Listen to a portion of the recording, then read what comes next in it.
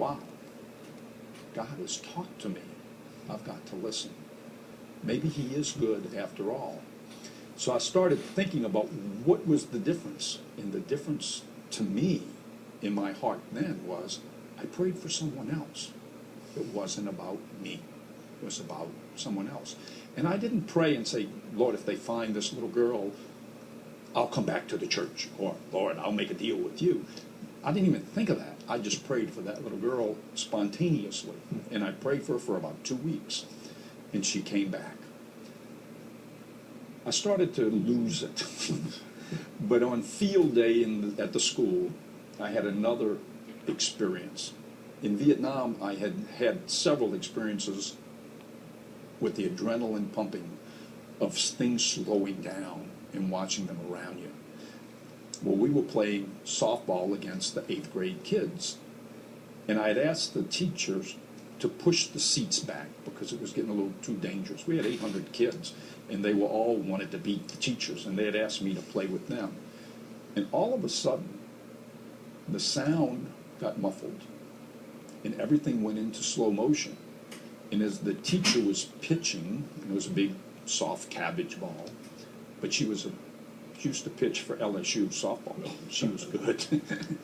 And when she pitched, easy pitch, the kid swung the bat. But whatever attracted my attention, like I said, everything was quiet and or muffled, and everything was in slow motion. This little girl got out of the seat and moved. And there were like maybe 20 seats along the third base line, and moved. Well, no kid jumped into that seat. And there were kids sitting on the ground. And when he swung, the bat left his hand. And I'm watching it spinning in slow motion, and it hit right in the back of that chair that was empty. The only empty chair. And from that day on, I have never questioned God again. I just looked up and said, Lord, I'm yours. And I made that conscious decision because of that event to follow Christ. And it started my current spiritual journey that has led me to where I am today.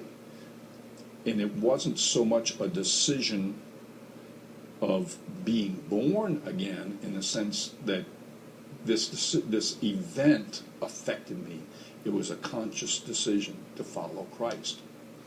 But it was an engraced realization, amen, of the reality of the presence and power of God. Beautifully that said. happened in that moment. In the moment, and you saw it in this, as you said, this slow motion. But God, in other words, God was slowing you down so you could see it too. I mean, that's amen. All of that recognition. Beautiful way of saying it. So